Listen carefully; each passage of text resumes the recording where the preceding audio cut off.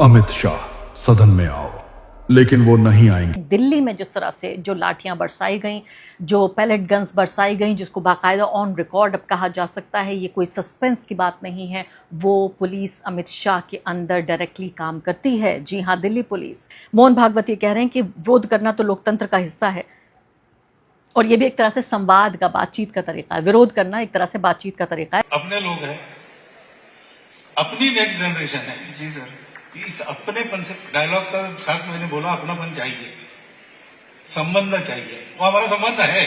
नमस्कार, स्वागत है आपका इस खास कार्यक्रम में। मैं हूं आरफा खानम शेरवानी। लापता लापता लापता, जी हाँ, इस देश के गृह मंत्री लापता हैं, मिसिंग है, ये कहना है ऑपोजिशन का। ऑपोजिशन इस बात को इतने जोर शोर से उठा रहा है और ऐसा लगता है कि देश में जो फिलहाल एक तरह की राष्ट्रीय भावना जिसे हम कह सकते हैं, उससे पूरे तरीके से मेल खा रहा है।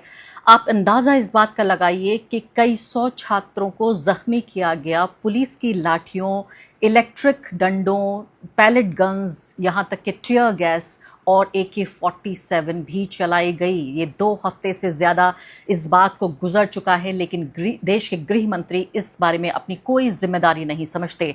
ये सरकार इस तरह से अहंकार से भर चुकी है कि पूरे तरीके से उसे लगता है कि लोग सड़कों पे आ जाएं या जनता कुछ भी करे, आंदोलन करे, उसका कुछ बिगड़ने वाला नहीं है। मुझे तो लगता है कि इस वक्त अमित शाह बाकायदा और नरेंद्र मोदी, जिसको कि गुजरात लॉबी कहा जाता है, खासकर कांग्रेस पार्टी जिसको गुजरात लॉबी कहती है, पूरे तरीके से उनकी चुप्पी ये बताती है कि इधर बोलेंगे तो मुसीबत, नहीं बोलेंगे तो इससे बड़ी मुसीबत। इधर कुआं और उधर खाई, गिरें तो आखिर गिरें कहाँ।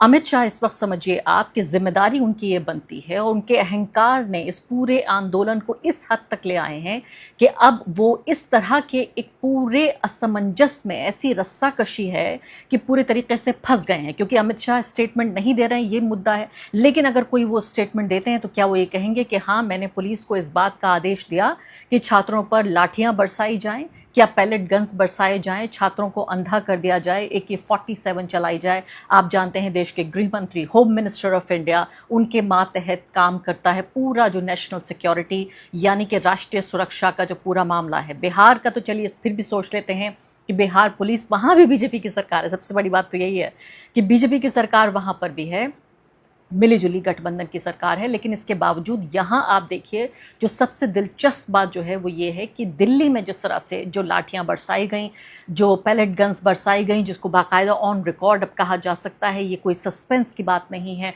वो पुलिस अमित शाह के अंदर डायरेक्टली काम करती है। जी हाँ, दिल्ली पुलिस। तो जो गंभीर सवाल उठ रहे हैं, हद ये हो गई कि राज्यसभा में बाकायदा एडजर्न करना पड़ा, राज्यसभा को सोमवार तक के लिए एडजर्न करना पड़ा। लेकिन ये मुद्दा ऐसा है, अब ये मुद्दा कहीं भागने वाला नहीं है। अब मैं आपको अगली बात बताने जा रही हूँ, वो ये है कि झारखंड में जिस तरह से प्रोटेस्ट चल रहा है छात्रों का, बहुत ही जायज़ और पूरे तरीके से बेवजह नहीं, बावजह है। और किस तरह से देखा जा रहा है कि सिर्फ ये भाजपा शासित प्रदेशों की समस्या नहीं है, पूरे देश में एक महामारी की तरह शिक्षा में जो घुन, पूरे सिस्टम को जो घुन खा रहा है, ये पूरे तरीके से फैल गया है। ये प्रोटेस्ट बहुत ही, मैं कहूँगी, जायज़ है, बहुत गंभीर है, इस पर पूरा ध्यान देना चाहिए। लेकिन जो फ़र्क है बीजेपी और कांग्रेस पार्टी का, वो यहाँ पर दिखता है। राहुल गांधी ने अपनी ही सरकार के लिए, अपनी ही सरकार की आलोचना की जब उनके पास सवाल आया। यानी मुझसे लगातार लोग कह रहे हैं आप झारखंड क्यों नहीं जा रही हैं, ऐसा लगता है कि जैसे मेरी पोल खोली जा रही है कि आप झारखंड पे कवरेज क्यों नहीं कर रही हैं। ऐसा लगता है कि मुझे यहाँ जो जंतर मंतर पर छात्र बैठे थे उनसे बहुत हमदर्दी थी और उनसे दुश्मनी है जो झारखंड में बैठे हैं। ये बात नहीं है। बात यह है कि झारखंड की खुद की सरकार वार्ता शुरुआत कर रही है और मैं चाहती हूं कि आप राहुल गांधी को सुने। उसके बाद मैं एक बहुत ही शातिराना बयान सुनवाऊंगी आपको RSS चीफ का, जिसमें वो ये कहते हुए नजर आ रहे हैं कि कितने बड़े हमदर्द हैं, कैसे दर्द दिल पूरे तरीके से समझते हैं। उनके पास ऐसा दर्द दिल है कि जेनजी की बात को समझते हैं। ऐसा लगता है कि ये जो बीजेपी की सरकार चल रही है NDA की केंद्र में, ये किसी और की सरकार है, ये इस सरकार से उनका रिश्ता नहीं है। लोग ये कह रहे हैं कि देखिए बीजेपी की किरकिरी हो गई इस स्टेटमेंट के बाद जो अभी आपको सुनवाने वाली हूँ, लेकिन मैं इसको बिल्कुल अलग तरीके से देखती हूँ। RSS का जो इतिहास है 100 साल का, वो बताता है कि वो कभी जब सच बोलते हैं तो भी क्यों बोलते हैं और झूठ बोलते हैं और क्यों बोलते हैं, और जैसे कहते हैं लाइज एंड डिसेप्शन, यानी आंखों में धूल झोंकना, उनकी ये पुरानी तरकीब है। अभी फिलहाल मैं आपको राहुल गांधी का ये बयान सुनवाना चाहती हूँ। राहुल गांधी ने बाकायदा झारखंड के जो छात्र हैं और उनके उनके समर्थन में आए हैं राहुल गांधी। और साथ साथ उन्होंने ये कहा कि गवर्नमेंट को जो है वो प्रोटेस्टर्स की बात सुननी चाहिए। इसके अलावा उन्होंने ये भी कहा कि जो एक बहुत ही गहरा असंतुष्टि है छात्रों की, वो इस बात से पता चलती है हमारे एजुकेशन सिस्टम से कि वो कितना महंगा हो गया है और कितना ज़्यादा प्रताड़ित करने वाला हो गया। ऑप्रेसिव शब्द का उन्होंने इस्तेमाल किया। राहुल गांधी को सुन लेते हैं। झारखंड के स्टूडेंट्स अपने हक के लिए प्रोटेस्ट कर रहे हैं, प्लीज़ उनको सपोर्ट करें। देखिए, स्टूडेंट प्रोटेस्ट जो देश में हो रही है, एजुकेशन सिस्टम के खिलाफ हो रही है। मैंने साफ कहा है, देहरादून में कहा है, कोटा में कहा है और इलाहाबाद में जाकर कहने वाला हूं, हमारा एजुकेशन सिस्टम कोलैप्स्ड है, बहुत महंगा है और ऑप्रेसिव है। हर सरकार को स्टूडेंट्स की बात सुननी चाहिए और एजुकेशन सिस्टम को बदलने के लिए एक्शन लेना चाहिए, चाहे वो कांग्रेस की सरकार हो, नेशनल सरकार हो या झारखंड की सरकार हो। मुझे लगता है कि इस बयान के बाद तो पूरे चारों खाने चित वो लोग गिर पड़े हैं जो ये सोच रहे थे कि इसके बहाने झारखंड की हम इस सरकार को गिरा देंगे। आप जानते हैं झारखंड मुक्ति मोर्चा और कांग्रेस पार्टी की मिलीजुली सरकार है झारखंड में। कुछ ही जो 1-2 राज्य बचे हैं वो आखिरी ये सरकारें हैं और इसमें पूरे तरीके से शह दी जा रही थी ऑपोजिशन के जरिए, बीजेपी के जरिए, और साथ साथ पहुंच गए थे वो हमारे तथाकथित गोदी एंकर्स जो अपने को बड़ा ही स्टार एंकर्स कहलवाना पसंद करते हैं। लाखों नहीं बल्कि अब तो करोड़ों रुपए में उनके पैकेजेस जाते हैं। यहाँ जंतर मंतर पर आने का उनको वक्त नहीं मिला, एक व्यक्ति वहां पर, एक एंकर नहीं पहुंचा। यानी आप सोचिए, जहां इनके दफ्तर हैं उससे आधा घंटे की दूरी पर, कुछ तो दफ्तर वहां भी हैं झंडेवालान में भी, यानी वहां से 15 मिनट की दूरी पर जंतर मंतर पर ये पहुंच सकते थे। लेकिन इन बेगैरतों को, इन बेशर्मों को बिल्कुल ये शर्म नहीं आती कि जाके अपना चेहरा दिखाते थे, या मैं कहती हूँ कि डर से इतना कांप गए कि उन्हें लगता था कि उनके विरोध में मार्च निकाला जाएगा, इसलिए वहां नहीं पहुंचे और ये सब कुछ सहना पड़ा गरीब रिपोर्टर्स को।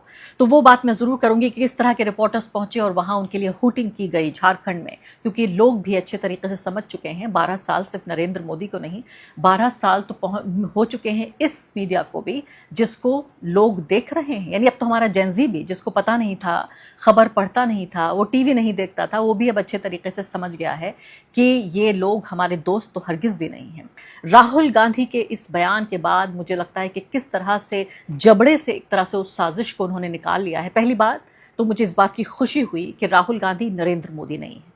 राहुल गांधी 50 दिनों तक या 100 दिनों तक हमारे किसानों के मामले में आप देखिए, 1 साल से ज़्यादा हमारे किसान अलग अलग बॉर्डर्स पर दिल्ली के बैठे रहे, 700 से ज़्यादा किसानों की हत्या हो गई। उसके बाद जाके नरेंद्र मोदी ने कहा कि मेरी तपस्या में कोई कमी रह गई होगी, मैं ये जो कृषि कानून है इन्हें वापस ले रहा हूँ। हम जानते हैं हज़ारों की तादाद में किसानों को फिर भी कितना परेशान किया गया, उनके ऊपर पुलिस केसेस से लेकर क्या क्या कुछ नहीं गुजरी हमारे किसानों के ऊपर।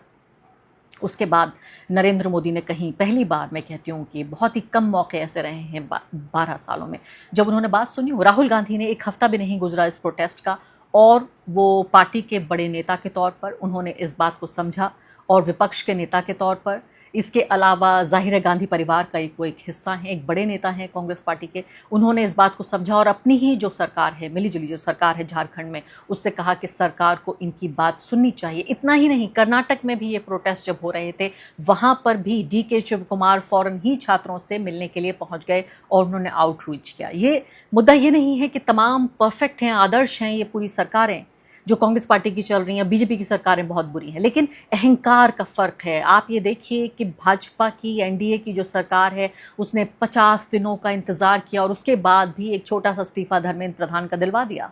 मुझे तो लगता है कि CJP की मांग ही बिल्कुल एक तरह से बेजा थी, बहुत छोटी थी। ऐसा लगता था गुड्डे गुड़िया का कोई खेल खेल रहे हैं, आंदोलन नहीं कर रहे हैं कि शिक्षा मंत्री को बदल दीजिए, उनका इस्तीफा दे दीजिए और सब कुछ अच्छा हो जाएगा, सब चंगा सी।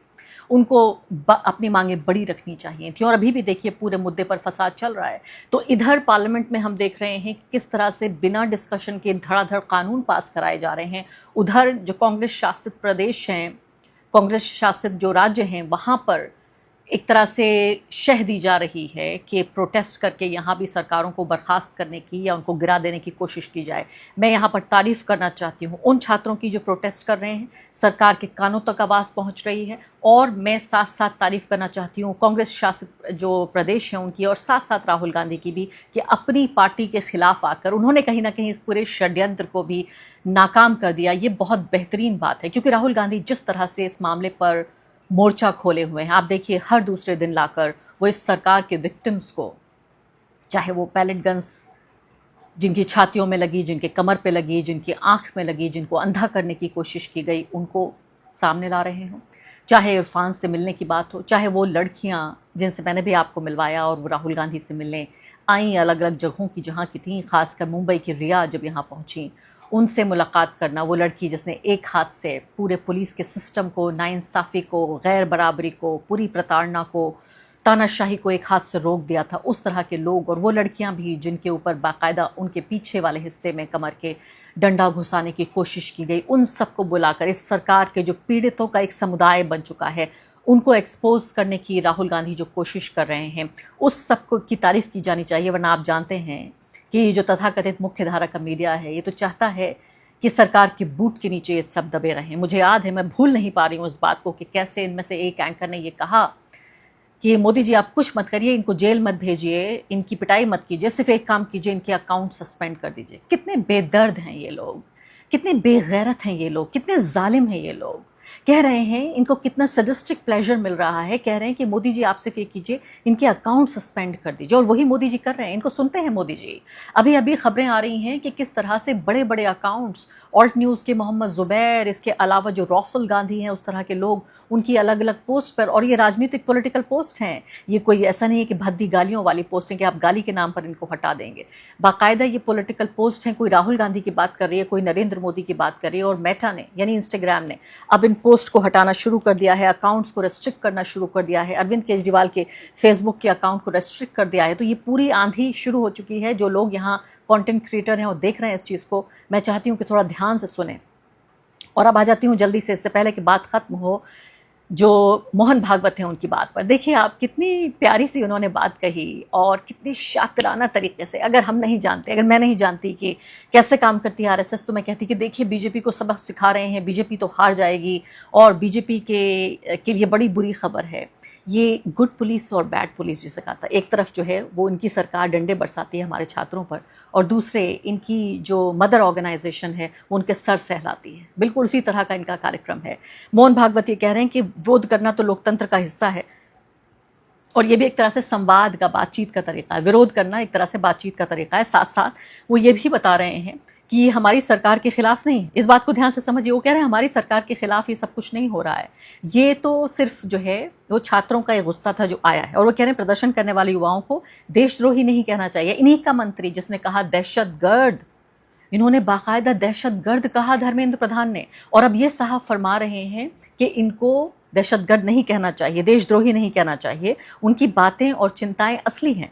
जेनजी की शिक्षा और भविष्य जुड़ी शिकायतों को गंभीरता से सुनना चाहिए। भागवत ने कहा कि सरकार और समाज को युवाओं से संवाद करना चाहिए और विरोध को दबाना समाधान नहीं है। यानी एक तरफ मैंने कहा कि लाठी बरसाइए, जख्म दीजिए, और दूसरी तरफ मरहम लगाइए, फिर नए जख्म दीजिए, फिर मरहम लगा दीजिए।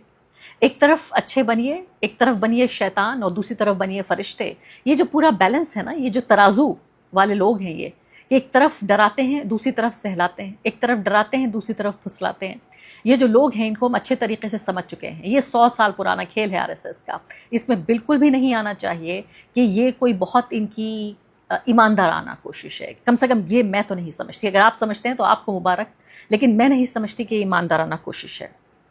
इसके अलावा वो ये कह रहे हैं कि लोकतंत्र में मतभेद का उद्देश्य समाज में सहमति बनाना होता है, टकराव बढ़ाना नहीं। चलिए मान लेते हैं, अच्छी बात है, देर आए दुरुस्त आए। अगर इनकी सरकार इनको सुन रही है, पहली बात तो इनके बीच हॉटलाइन है, दोनों एक दूसरे को समझते हैं, जानते हैं अच्छे तरीके से, और उसके बाद ये तमाम चीज़ें होती हैं। लेकिन मैं कहती हूँ देर आए दुरुस्त आए। आपकी मक्कारी भी हमें मंजूर है, आपके शातिराना बयान भी हमें मंजूर हैं, एज लॉन्ग एज हमारे छात्रों को इंसाफ मिले, बराबरी मिले, और ज़्यादा लोगों की जाने ना जाएं। शुक्रिया। अपने लोग हैं, अपनी नेक्स्ट जनरेशन है। जी सर। इस अपनेपन से, डायलॉग का साथ मैंने बोला अपनापन चाहिए, संबंध चाहिए, वो हमारा संबंध है, उसका रिकॉग्निशन चाहिए, तब ये डायलॉग होता है। वहां की बात हमको समझ में आती है, हमारी बात वहां समझ में आती है, ये होता है, तो होना चाहिए। और जैन जी वगैरह ऐसी है, ऐसा मैं तो बिल्कुल नहीं मानता।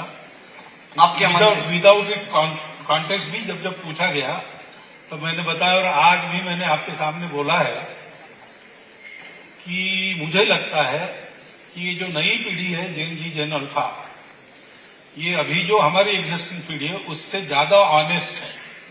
अरे वाह, बढ़िया है। और देशभक्ति और सेवा का ऑनेस्ट अपील उसमें करता है।